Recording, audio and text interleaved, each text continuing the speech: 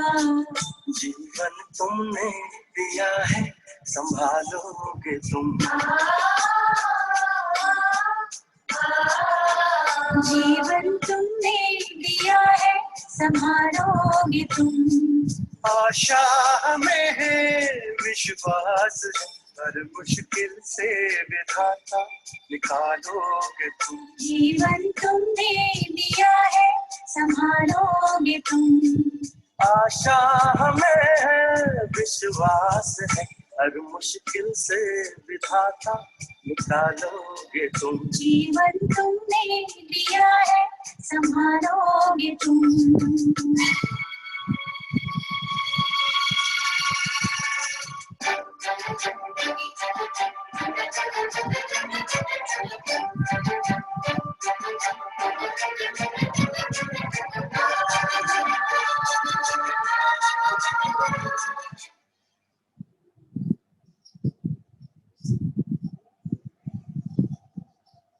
ओम शांति। वर्तमान परिस्थिति में राजयोग के द्वारा मूल्यनिष्ठ एवं खुशी, चुनौतीपूर्ण परिस्थिति और अनिश्चित समय चिंता के मुख्य कारण है, जिस वजह से वर्तमान समय में रहने की जागरूकता कम हो जाती है। हम परेशान हो जाते हैं, हम जल्दबाजी में निर्णय लेने लगते हैं जो कभी हानि भी हो जाती है। परंतु मेडिटेशन हमें ताकत देता है परिस्थितियों को उसी प्रकार से स्वीकार करने की जिस प्रकार वह है। हम जागरूकता से परिस्थितियों पर प्रतिक्रिया का व्यक्त करने का हम समझते हैं, परंतु हम अज्ञानता से निर्णय नहीं ले पाते, जिसके कारण हमें बाद में पछताना पड़ता है। अशांत मन में अत्यधिक विचार उथल पाथल भी कर देते हैं, जिससे मानसिक एवं शारीरिक शक्ति भी हमारी कमजोर हो जाती है। हम थके हुए, बेचैन महसूस करते हैं, परंतु मेडिटेशन कराने से अशांत मन को शांति की प्राप्ति होती है। तो हमें आवश्यक है मेडिटेशन को अपने जीवन में हम स्थान दें, मन के विचारों को स्थिर करने का हम प्रयास करें। एक स्थिर मन उत्साह व शक्ति का केंद्र है, जहाँ सकारात्मकता एवं कलात्मकता का जन्म होता है। मेडिटेशन से मन में बैठे हुए तनाव को दूर कर सकते हैं, मन को फ्रेश और क्लीन कर सकते हैं। थोड़ा सा हम विचार करें, क्या हम मुस्कुराहट के लिए अतीत को वापस ला सकते हैं? दूसरी बात हम विचार करें, क्या 2-3 घंटे के बाद हम मुस्कुरा पाएंगे? दोनों बात को थोड़ा हम अच्छी तरह से विचार करें। यह भी हम सोचें कि हम इसी क्षण मुस्कुरा सकते हैं। हाँ, वर्तमान में मुस्कुराने के लिए हमारी मानसिक स्थिति जागरूक होनी चाहिए। जागरूकता से हम कार्य करें। जैसे हम एक किसी कमरे में जाते हैं, उस कमरे में लड़ाई झगड़ा और माहौल बड़ा ही अनुचित है। ऐसे कमरे में आप चले गए हैं, तो उस कमरे के माहौल को देख करके आपका मन भी बेचैन हो जाता है। फिर आप एक ऐसे कमरे में जाते हैं जहाँ बच्चे आपस में खेल रहे होते हैं, वहाँ का माहौल बड़ा अच्छा है। वहां आप जाते हैं तो आपकी मन की भावनाएं वो मधुर भावनाएं होती हैं। तो आपने देखा कि पहले के माहौल में आपको बेचैनी महसूस हुई, लड़ाई झगड़ा था। दूसरे में आप गए तो आपको मधुर भावनाएं महसूस होने लगी। इसी प्रकार से मेडिटेशन कैसे भी वातावरण में अगर हम उसे मन के अंदर स्थान देते हैं तो मेडिटेशन के द्वारा मन जो दूषित हो चुका है वो दूषित मन भी परिवर्तित हो जाता है। वातावरण दूषित है, वायुमंडल दूषित है, लेकिन दूषित वातावरण में भी, दूषित वायुमंडल में भी मेडिटेशन हमारे अंदर एक ऊर्जा को लाता है और वह ऊर्जा जो आसपास के वातावरण में भी फैलती रहती है। तो आवश्यकता है मेडिटेशन को हम हमारे जीवन के अंदर स्थान दें, जिससे हमें एक शांति की महसूसता होती है। शांति ये एक मूल्य है। शांति झगड़े का न होना ही नहीं, ये मन की सकारात्मक स्थिति है जो हमारे भीतर है, हमारे आंतरिक में है, जो बाहर परिवार में शांति स्थापन करती है, जिससे समाज में व विश्व में भी हम फैला सकते हैं, क्योंकि वो आंतरिक है। आंतरिकता का जब रियलाइजेशन होता है तो हम उसको अपने जीवन में लाते हैं, उसका प्रभाव परिवार, समाज व विश्व पर अवश्य पड़ सकता है। तो क्यों नहीं हम मेडिटेशन की एक आंतरिक यात्रा के द्वारा जो समाधान को ला सकता है उस समाधान की ओर जाएं। और जब आंतरिक शांति से कर्म करते हैं तो हम सफलताओं को भी प्राप्त कर सकते हैं। हम सकारात्मकता के साथ साथ नकारात्मकता को भी न लाएं। आप अपने मन में पूर्ण सकारात्मक विचारों को करें, जरा भी नेगेटिव व व्यर्थ विचारों को स्थान न दें। यहाँ हम एक उदाहरण देखना चाहेंगे कि जैसे दूध है, बहुत सारा दूध हो और उसमें एक जहर की बूंद गिर जाए तो वो जहर के कारण फट जाता है, या ये कहें कि कोई खटास अगर उसमें पड़ जाए तो खटास के कारण भी दूध फट जाता है। ऐसे ही सकारात्मक मन के अंदर नेगेटिव थॉट्स एक बूंद के बराबर है, लेकिन वह एक बूंद भी चली जाती है तो ये मन नेगेटिव में चला जाता है, तो सकारात्मकता वहीं उसकी खत्म हो जाती है। इसलिए हम एक बूंद मात्र भी मन के अंदर नेगेटिव या व्यर्थ विचारों को न करें जो हमारे मन के अंदर उलझनों को खड़ा करते हैं। हमें चाहिए उलझनों से जो उलझ जाते हैं उनसे बाहर आना, परंतु हम अपने मन पर बोझ को डाल देते हैं तो बोझ को डालने के अनुसार हम उभर नहीं पाते हैं, बाहर नहीं आ पाते हैं। तो अब समय के अनुसार हम स्वयं के मन को किस प्रकार से डालें, किस प्रकार से मन के अंदर सकारात्मक भावों को करें, वो मेडिटेशन के द्वारा ही हम सीख सकते हैं। और मेडिटेशन के द्वारा ही हम तनाव मुक्त जीवन भी बना सकते हैं। राजयोग में ही एक ऐसी शक्ति है जो तनाव मुक्त बना सकता है, क्योंकि राजयोग यही एक उत्तम मार्ग है। गहन शांति के साथ साथ जागरूक रहने देता है। यह एक ऐसा कौशल है जो मन को शांत कर देता है।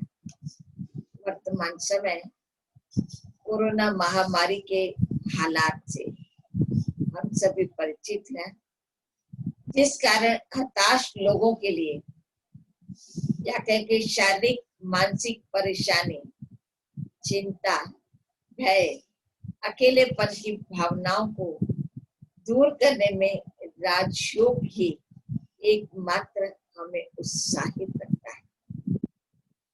निराशा को खत्म कर आशाओं के दीप जलाने का कार्य ये राजयोग ही करता है। हम इनसे घबराए नहीं। दुख, सुख, लाभ, हानि, जय, पराजय, आशा, निराशा, ये अवश्यम भावी है। ये सब अवश्यम भावी है, हम ये जानते हैं, परंतु हमें ये ध्यान रहे इसको हम अपनी लाइफ में परिवर्तन अवश्य कर सकते हैं। एक बार एक राजा गुरु जी के पास गए और गुरु जी के पास अपनी परिस्थितियों का वृत्तांत सुनाया कि ऐसा है, ऐसा है, ऐसा है। गुरु जी ने सारी बातों को बहुत ध्यान पूर्वक सुना और ध्यान पूर्वक सुनने के बाद उन्होंने कहा यह भी समय बदल जाएगा। फिर भी वे बोलते रहे तो फिर भी गुरु जी का यही उत्तर था, यह भी समय बदल जाएगा, यह भी समय बदल जाएगा।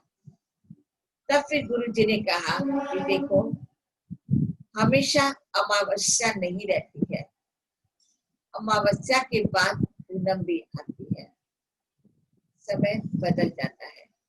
जैसे आप और हम सभी जानते हैं, हर मास बदलते हैं।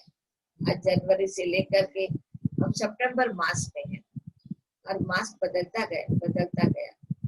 हर रोज दिन बदलता है, 7 दिन है, सोमवार, मंगलवार, बुधवार, दिन बदलते जा रहे हैं। तो मास बदलता है, दिन बदलता है, दिन और रात 24 घंटे वाला दिन बदला, रात आई, फिर दिन आया, ये भी बदल जाता है।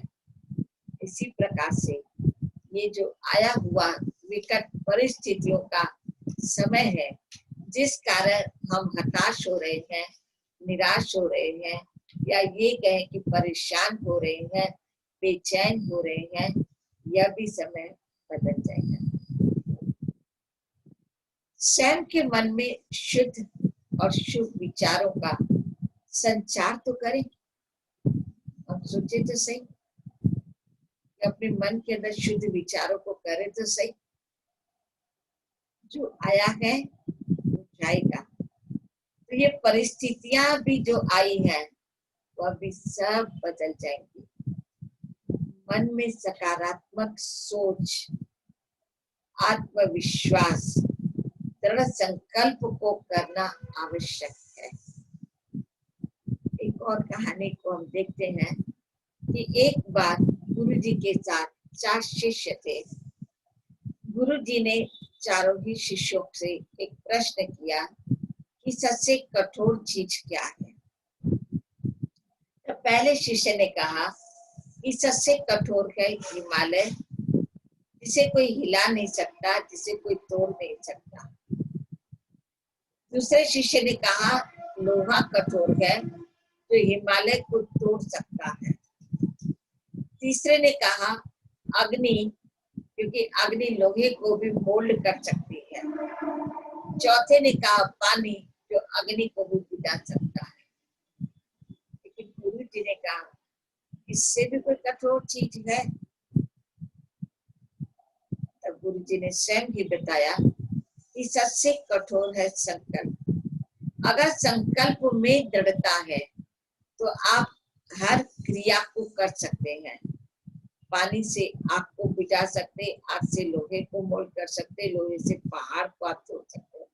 लेकिन मेरे मन के अंदर अगर दृढ़ता ही नहीं, संकल्पों में दृढ़ता ही नहीं है, तो मैं किसी भी कार्य को नहीं कर सकती। तो यहाँ पर आवश्यकता किसकी रही कि परिस्थिति ऐसी है, ऐसे कोई नहीं कर सकता, कोई कुछ नहीं कर सकता है। परिस्थितियों में हम चल नहीं सकते हैं, परिस्थितियां हमें बाहर आने नहीं देती हैं, परिस्थितियों की वजह से हम कुछ कर नहीं पा रहे हैं। ये ऐसी है, ऐसी है, ऐसी है, हम बस यही वर्णन कर रहे हैं। लेकिन हमें इन सब बातों से अगर बाहर आना है तो हमें संकल्पों में दृढ़ता को लाना होगा। जहाँ संकल्पों में दृढ़ता के आधार से एक पहाड़ को भी व्यक्ति तोड़ सकता है, तो क्या वर्तमान परिस्थितियों से क्या हम अपने आप को नहीं बचा पाते? कई बार हम यह भी सोचते हैं कि वर्तमान समय परिस्थिति ऐसी है, न जाने आगे क्या होगा, हम उस वजह से भी परेशान है। नहीं, हमारी सकारात्मक सोच, हमारे संकल्प की दृढ़ता इस बात में भी हमें पॉजिटिव रिजल्ट देती है।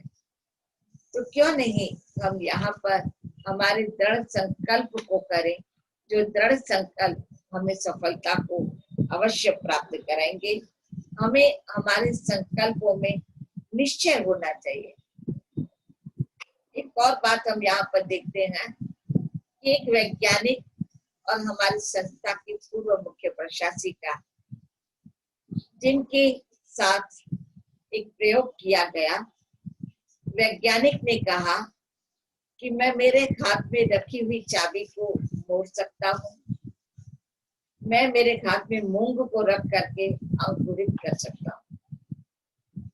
और उन्होंने हाथों में रखा और उसे देखा और देखते देखते वो चाबी को मोल्ड कर लिए और देखते देखते मूंग को भी उन्होंने अंकुरित कर दिया।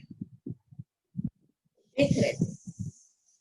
फिर दादी जी को जब कहा गया कि आप, तो दादी जी बिल्कुल शांत मेडिटेशन कर रहे थे।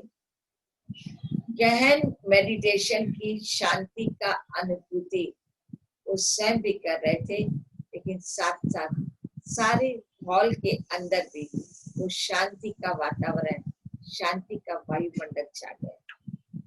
एक दृढ़ संकल्प शांति का जब लेकर के बैठे तो सारा माहौल शांत हो गया। तो ये शक्ति है राजयोग के अंदर। हाँ, ये राजयोग करने के लिए निश्चय बहुत आवश्यक है। हमारा निश्चय होना चाहिए। तो निश्चय के आधार से ही हम हमारे मन के अंदर उस शांति को भी ला सकते हैं। परंतु वो निश्चय आपका कहाँ तक है और निश्चय आपको किन बातों में चाहिए। आपका स्वयं में भी निश्चय होना चाहिए कि मैं कौन।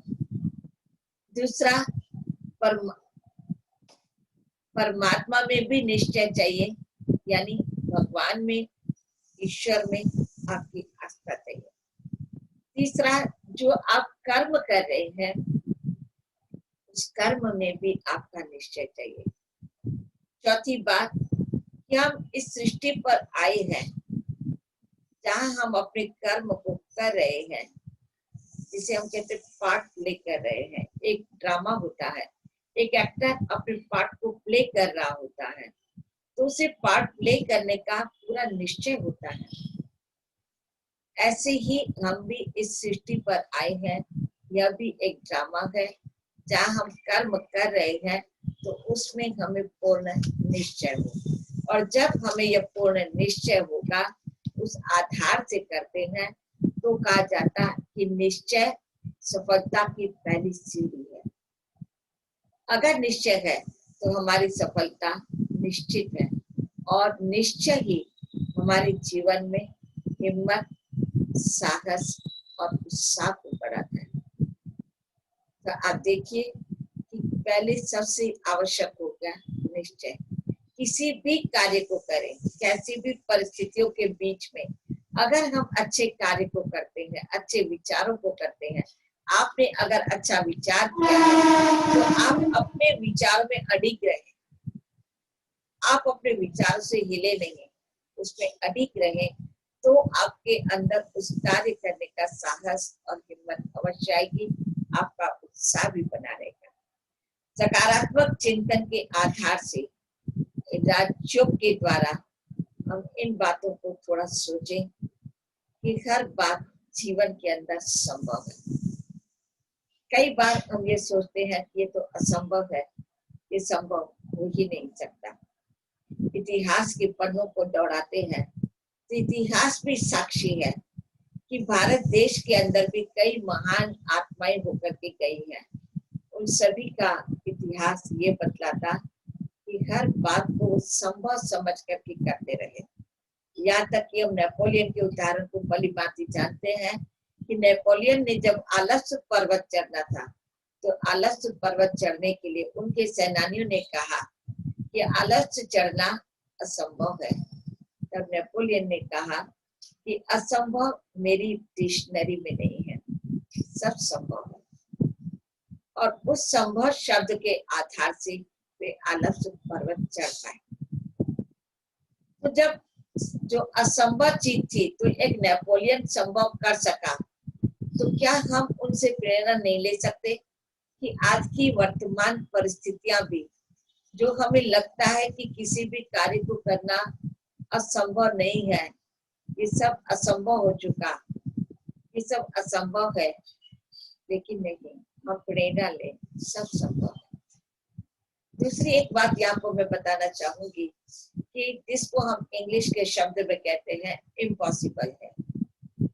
आप अपने पास अगर सुन रहे हो तो सुनते सुनते आप लिखिए इम्पॉसिबल, इकट्ठा शब्द आप इम्पॉसिबल लिखे, और अब इसी शब्द को आप 3 भागों में लिखे। पहले भाग में लिखे आई, दूसरे में लिखे एम, और तीसरे में लिखे पॉसिबल। आपने पहले इकट्ठा लिखा इम्पॉसिबल, इसी को आपने यहाँ 3 भाग में किया, आई, फिर एम और फिर पॉसिबल। तो जब आप इसको पढ़ रहे हैं तो आप ये पढ़ रहे हैं कि आई एम पॉसिबल, माना जो बात आपको ऊपर की लाइन बता रही थी इम्पॉसिबल असंभव है, अब नीचे की लाइन आपको बता रही है कि संभव है। तो असंभव को संभव बनाना आपकी अगर ये लाइन कर सकती है, तो क्या आपका सोच, क्या आपका दृष्टिकोण, क्या आपका कर्म वह असंभव को संभव नहीं बना सकता? सिर्फ क्या लिखत तक ही हम संभावित हैं, लेकिन नहीं, जैसा हम सोचते हैं वैसा हमारा दृष्टिकोण बनता है, और जैसा हमारा दृष्टिकोण होता है वैसा हमारा कर्म होता है, और जैसा हमारा कर्म है वैसा हमारा व्यवहार भी होता है। तो हमें हमारे व्यवहार तक को बदलना है, तभी जाकर के हम हमारी सफलता को प्राप्त कर सकते हैं। इसे कहते हैं कि आज हम एक ऐसी बात करें कि जब जागे तब सवेरा। अब तक हमारे जीवन के अंदर ये कहें कि अंधेरा था, कि कुछ भी अगर हम अभी करेंगे तो संभव नहीं है, कुछ भी करेंगे तो हम नहीं कर पाएंगे, कुछ भी करेंगे तो नहीं हो पाएगा, ये मन के अंदर हमारे अंधेरा था। लेकिन आज हम जागरूक हुए हैं, हमने सकारात्मक सोच करने के विचारधारा को सुना, आज हमने हर असंभव कार्य को संभव करने की विधि को जाना है। तो हम जागे हैं, हमारी जागृत अवस्था है। तो जब जागते हैं तो सवेरा कहा जाता है। तो हमारे जीवन के अंदर भी वह सवेरा है, हमारे जीवन के अंदर भी एक नया उदय हुआ। जैसे रात को सो करके आप सुबह को उठते हैं, सुबह के वातावरण को आप देखिए, तो पक्षियों का चहचहाना वो भी बड़ा मीठा प्यारा लगता है।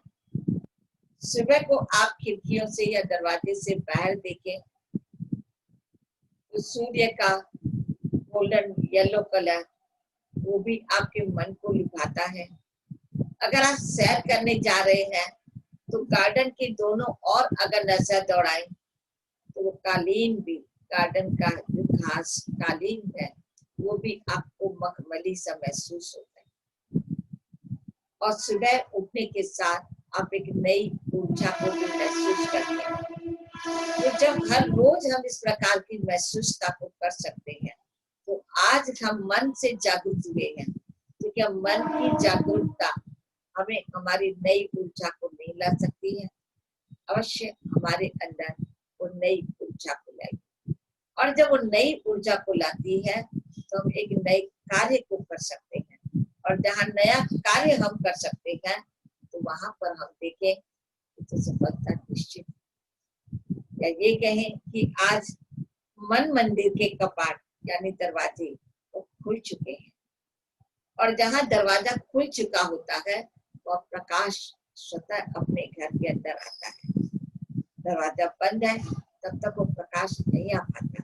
तो आज आप अपने मन के दरवाजों को भी खोल दें, जिस दरवाजों को खोलने के साथ आपके मन के अंदर एक सुकून आप महसूस करोगे और सुख और शांति आनंद का अनुभव भी कर सकते हैं।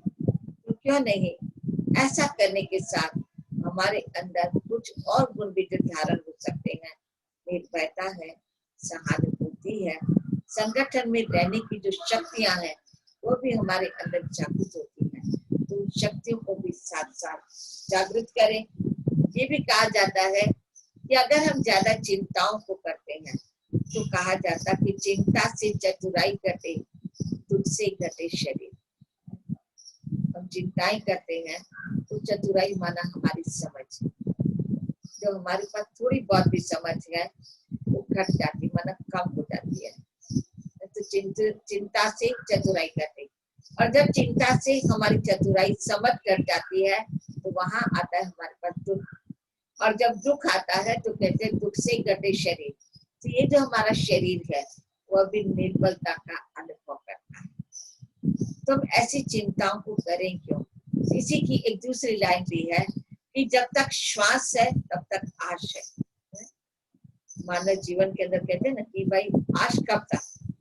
भले एक व्यक्ति ऑक्सीजन में है, एक आईसीयू में है, लेकिन आईसीयू में है, लेकिन तब तक आप आश बनाए रहते हैं। आप अपनी आश को छोड़ नहीं देते हैं क्योंकि वो श्वास ले रहा है। तो हम भी तो श्वास को ले रहे हैं ना। तो जब हम श्वास को ले रहे हैं तो हम अपने जीवन के सफलताओं से हम आश को कैसे छोड़ें? दूसरी बात यहाँ हमने बताई कि आईसीयू में है, तो आईसीयू में है माना थोड़ी सी घबराहट, थोड़ी सी चिंता, थोड़ा सा भय, थोड़ी सी शंका, थोड़ा सा अनुमान वो हमें रहता है। क्या होगा पता नहीं। लेकिन अगर इसको भी हम सही अर्थ में ले लें, आईसीयू, भगवान हमें कह रहा है कि हे बच्चों, हे वत्स, आईसीयू माना मैं तुम्हें देख रहा। कितने अच्छे शब्द हैं कि जब भगवान हम बच्चों को कह रहा हो कि मैं तुम्हें देख रहा हूँ, जब उसकी नजर हम पर हो तो फिर हमें किसी भी बात की घबराहट, भय या चिंता नहीं होनी चाहिए। अगर हम चिंता करते हैं तो यहाँ पर फिर वही बात आ जाएगी कि मुझे भगवान में भी विश्वास करना। हम कुछ भी करें तो भगवान से विश्वास होना है। आज आप मन के अंदर एक बीज डालें, आप कर्म करते चले, लेकिन कर्म के फल की इच्छा को न रखें। क्योंकि हम जब कर्म करते हैं तो उसी समय सोचते हैं कि मैंने किया लेकिन मुझे क्या मिला, मुझे क्या लाभ हुआ, क्या फायदा हुआ, मैं क्यों करूं?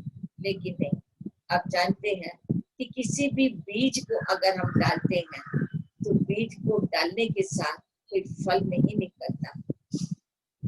बीज को डालने के बाद थोड़े समय के बाद पौधा थोड़ा सा बड़ा होता है, फिर थोड़ा बड़ा होता है, फिर वो फल आते हैं। तो कितना समय जाता है।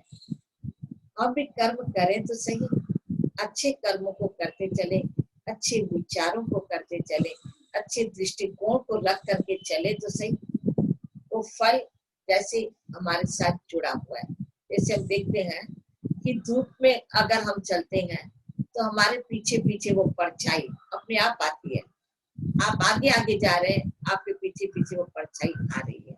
ऐसे ही आप भी सही दृष्टिकोण रख रहे हैं, सही व्यवहार कर रहे हैं, सही कर्म कर रहे हैं, सही बोल रहे हैं, सही गुणों को धारण कर रहे हैं, तो आपके पीछे आपकी परछाई यानी आपका फल उनके साथ जुड़ा हुआ है।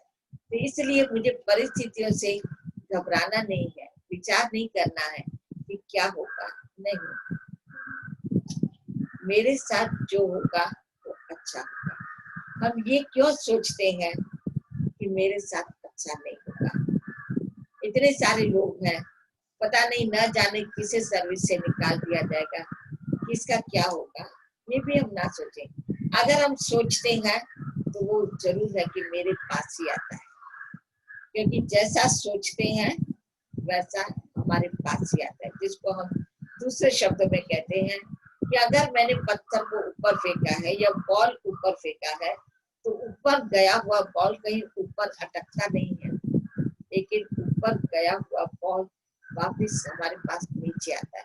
तो जो हमारे सोच होते हैं वो भी यहाँ वातावरण के अंदर, वाइब्रेशन के अंदर वो टकराते हैं और वो टकरा करके वापस मेरे पास ही आते हैं। तो मैं मेरे सोच को नकारात्मक रीति से करूँ ही क्यों? मैं क्यों गलत सोचूं कि मेरे साथ क्या होगा?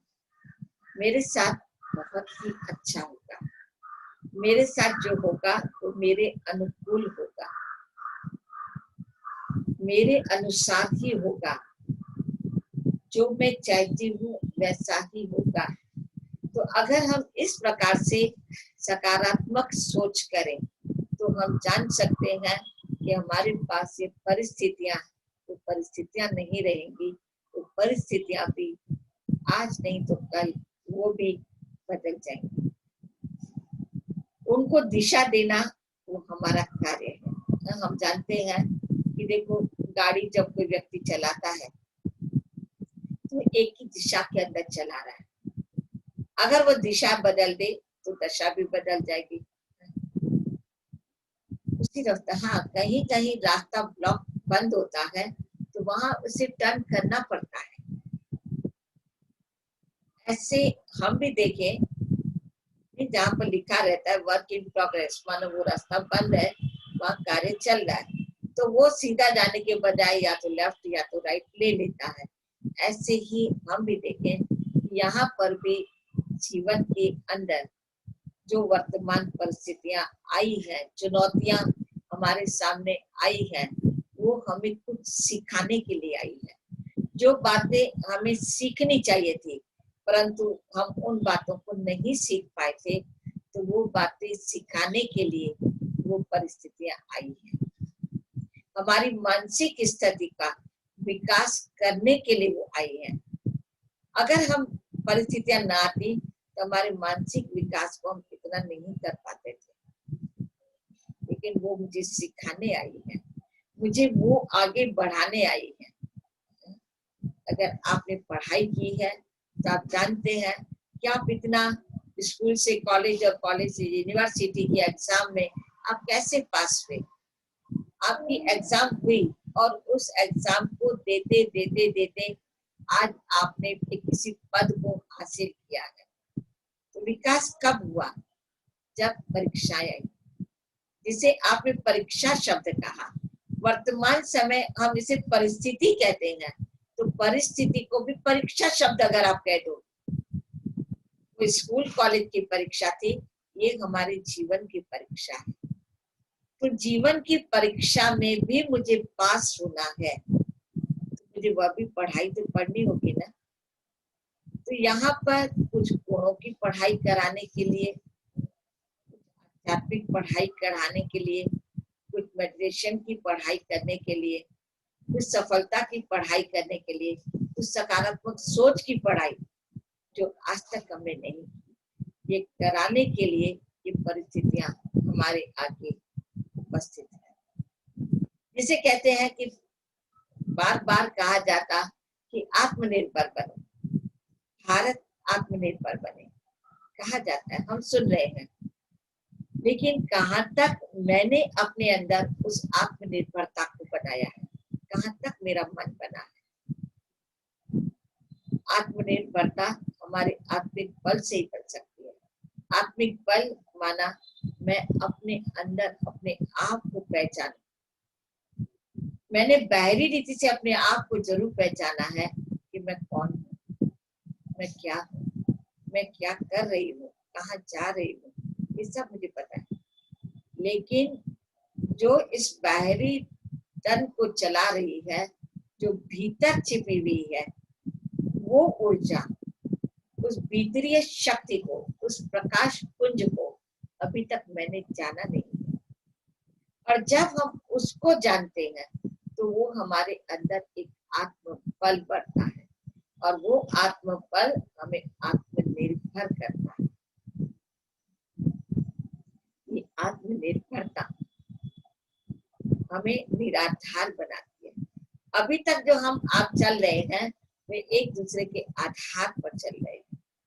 तो आधार वो कभी भी टूट सकता है। आप देखते हैं ना कि जैसे बसेस जाती है फ्लाईओवर से जाती हैं, या नदी के ऊपर भी फ्लाईओवर बने हुए हैं, पहाड़ों के ऊपर से बने हुए हैं, कहीं ऐसे रास्तों के ऊपर रास्ते बने हुए हैं, सब बने हुए हैं।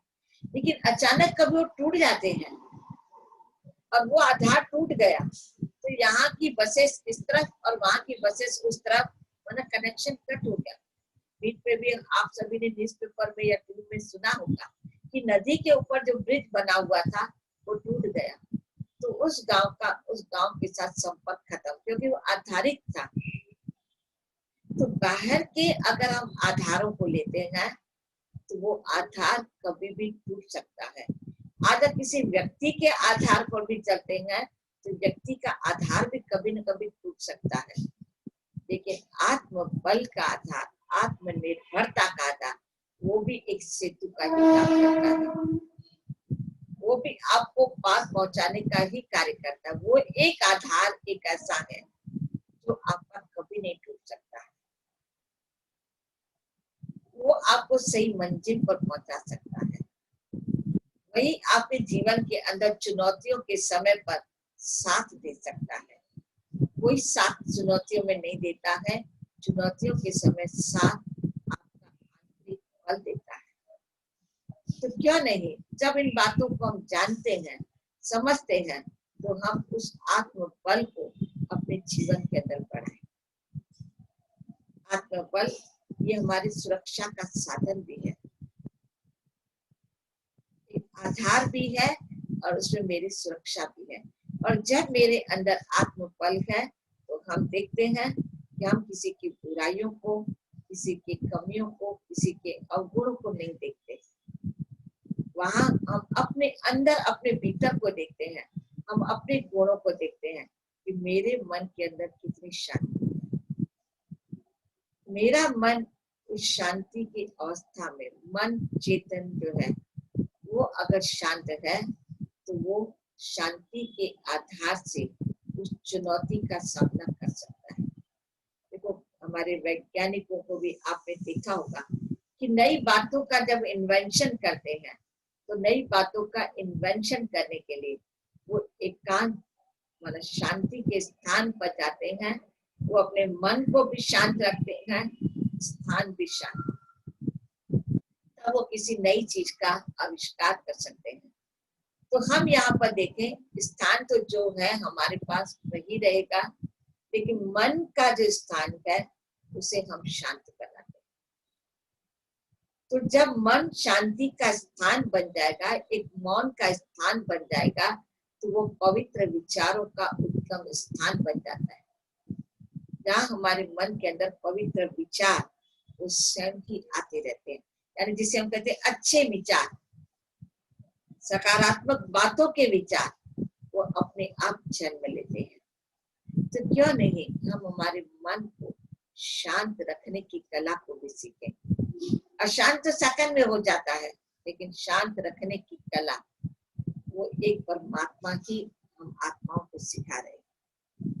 तो परमात्मा के भी समीप का अनुभव करना चाहते हैं, उनके भी हम संपर्क में आना चाहते हैं, तो हम हमारे मन को शांत बना करके रखें, तो अवश्य हम उससे भी इस शक्ति को भी प्राप्त कर सकते हैं। जैसे एक गाड़ी चलाने वाला फुल स्पीड से गाड़ी चला रहा है, हम भी गाड़ी में है, वो भी गाड़ी में है, लेकिन हम देखते हैं कि वो बहुत तेज गाड़ी चला रहा है, तो हम बैठे बैठे सोचते हैं, कई बार स्कूटर टू व्हीलर वाले इतना जिग-जैग करके इतनी फुल स्पीड से जाते हैं, तो देख करके आप डर भी जाते हैं, आप अनुमान भी लगा लेते हैं कि ये न जाने किसको टक्कर लगा देगा, वो खुद भी मरेगा और दूसरे को भी मारेगा। आप यहाँ तक भी अनुमान लगा लेते हैं। वो चला रहा है स्पीड से गाड़ी और आपके यहाँ मन के अंदर विचारों की स्पीड बड़ी तेज चली, और ये विचारों की तेज स्पीड पे उसका भी ब्रेक को नहीं लग पाता है, तो एक मन का दूसरे मन के साथ वो एक्सीडेंट निश्चित है। तो क्यों नहीं यहाँ पर भी सकारात्मक विचार, हमारी साहस, हमारा हिम्मत, हमारा उत्साह वो एक ब्रेक का काम करता है। उस ब्रेक को हम यूज करें, हमारे मन के अंदर हम धैर्यता को बना करके रखें। हम थोड़ी प्रतीक्षा करें, थोड़ा धीरज, थोड़ी प्रतीक्षा, हमारी स्पीड को हम लेवल में रखें। हम स्पीड को ज्यादा बढ़ाए नहीं। वहां पर भी लिखा रहता है कि इतनी स्पीड के अंदर, इतनी गति के अंदर आप अपने वाहन को चलाएं। लेकिन लिखे हुए होने के बाद, हम पढ़ने के बाद भी हम स्पीड पर ध्यान नहीं देते हैं तो एक्सीडेंट निश्चित है। ऐसे ही मन के अंदर भी हमारे विचारों की स्पीड भी वो नॉन स्टॉप कर रहे हैं, जिससे ये भी हम कहें कि कई बार हमारे मन के अंदर नेगेटिव विचार, कई बार भूतकाल के विचार भी हमारे मन के अंदर 85% चलते हैं। पहले तो ऐसा था, पहले तो ऐसा था, पहले तो ऐसा था, पहले था। तो 85% हमारे विचार वही चलते हैं। 10% हमारे भविष्य के हम करते हैं कि वो कैसे होगा, वो ऐसा होना चाहिए, ऐसा होना चाहिए। बाकी बचा कितना? 5%। 5% हम वर्तमान का करते हैं, जबकि जी रहे हैं हम वर्तमान में। विचार 5% वर्तमान के कर रहे हैं। जो हम पास कर चुके उसके 85% विचार कर रहे हैं, और वो बीत चुका, उस समय पीछे चला गया, वो अभी लौट करके आने वाला नहीं है, उसके हम 85% कर रहे हैं। और जो आने वाला है वो तो हमारे पुरुषार्थ पर, हमारे प्रयत्न के आधार पर, हमारी मेहनत के आधार पर आएगा। तो मुझे वर्तमान जो विचार करने हैं वो मेरी मेहनत के, मेरे पुरुषार्थ के, मेरे प्रयत्न के करने कि अभी मुझे क्या करना है। हम अभी के विचारों को छोड़ करके 2 प्रकार के विचार कर रहे हैं। तो आज हम यह भी सीख रहे हैं कि मुझे वर्तमान में अगर जीना है तो मेरे विचार भी मुझे वर्तमान में करने हैं। मेरे विचार भी न भूतकाल के करने हैं न भविष्य काल के करने हैं। जिसने अपने वर्तमान के अंदर जीना सीख लिया है तो उसका भविष्य, उसकी प्रारब्ध, उसका जो फल है वो निश्चित ही अच्छा है। क्योंकि जो अच्छा करता है वो अच्छा पाता भी है। तो क्यों नहीं हम वर्तमान में अपने जीवन के अंदर ऐसे ही चले, जो अभी तो अच्छा हो लेकिन हमारा भविष्य वह भी कितना सुंदर और सुमधुर हो। तो ऐसे सुंदर और सुमधुर भविष्य को लाने के लिए फिर से हम अपने मन को जागरूक करें। ये मन जागेगा, ये बहुत कुछ कार्यों को कर सकता है। मन से जीते जीत है, मन से हारे हार है। तो हम मन से जीत को प्राप्त करें। हम छोटी छोटी बातों में, छोटी छोटी परिस्थितियों में, वर्तमान समय की बीमारी से भी हम मन से हारे नहीं। क्या होगा, हमारे पड़ोसी को ऐसा हो गया, मेरे फ्रेंड को ऐसा हो गया, नहीं, हम उन बातों को देख करके हम मन से हारे नहीं। हमारी विजय निश्चित है। अब बिल्कुल आप विचार करें कि मेरी विजय निश्चित है। यहाँ पर मैं आपको एक बात कहना चाहूंगी कि आप जब सुबह उठते हैं तो उठने के साथ परमात्मा को गुड मॉर्निंग करें। आंख खोल के कौन आपके पास सोए हैं, कौन सी चीजें पड़ी हैं, उस चीजों को, उन व्यक्तियों को ना देखें, लेकिन आंख खुलने के साथ आप परमात्मा के साथ गुड मॉर्निंग बना शुभ दिवस, आपके दिन की शुभ शुरुआत, और वो भी परमात्मा के साथ करें। आंख खोलने के साथ मन के अंदर उसको इमर्ज करें। साथ साथ वो सुबह मुझे प्रेरणा दे रही है, परमात्मा से मुझे शक्ति प्राप्त हो रही है, परमात्मा से मुझे बल प्राप्त हो रहा है, परमात्मा मुझे कह रहा है तुम्हारी विजय निश्चित है, तुम्हारी सफलता निश्चित है,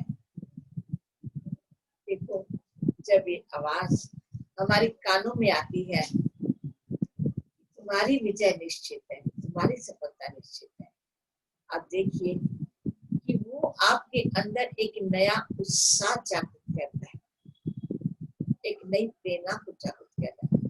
फिर आप जो दिन भर कार्य करते हैं वो कार्य नेक कार्य होते हैं।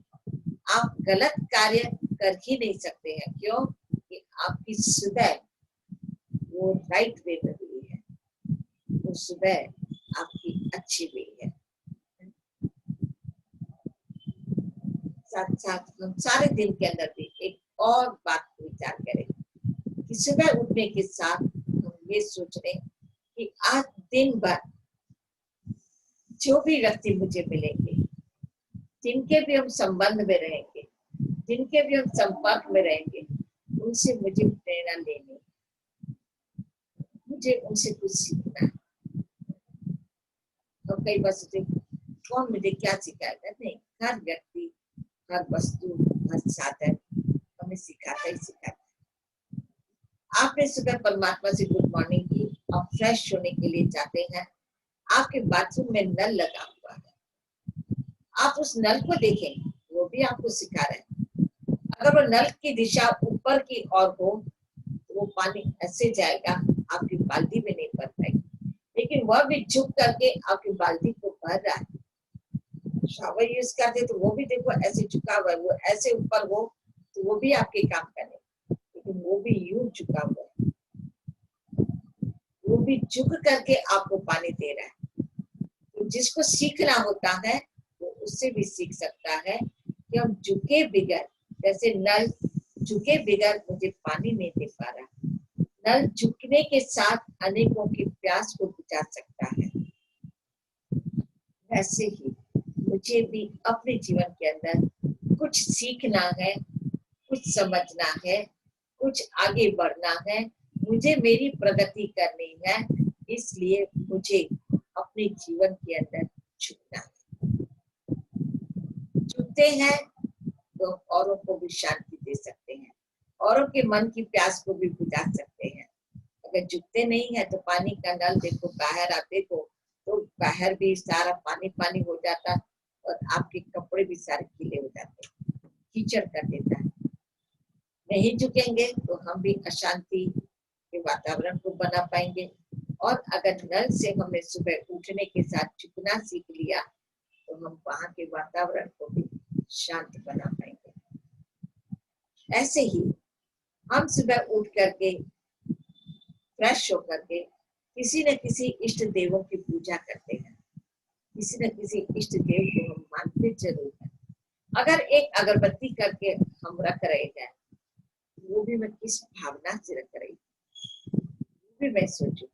तो हम यहाँ पर देखें कि वह एक अगरबत्ती जिसका कलर भी आप देख रहे हैं कि काला है, कलर भी काला है, साथ साथ आप यह भी जानते हैं कि बहुत दुबली पतली भी है।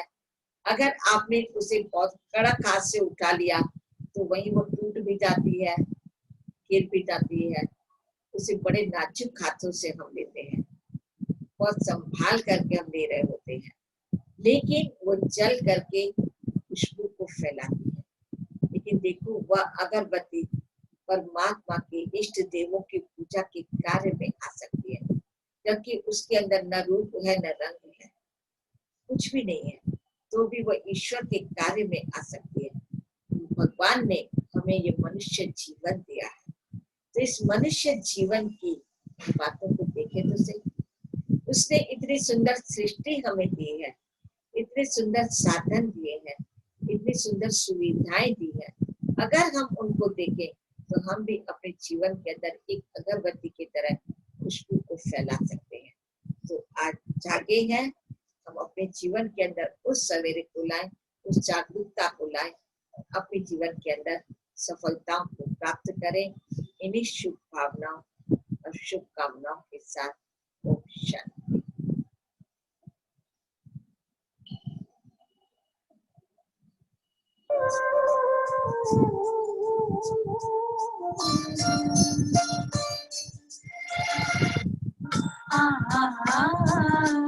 जीवन तुमने दिया है संभालोगे तुम। जीवन तुमने दिया है संभालोगे तुम। आशा हमें है विश्वास है, हर मुश्किल से विधाता निकालोगे तुम। जीवन तुमने दिया है संभालोगे तुम। आशा हमें है विश्वास है, हर मुश्किल से विधाता निकालोगे तुम। जीवन तुमने दिया है संभालोगे तुम।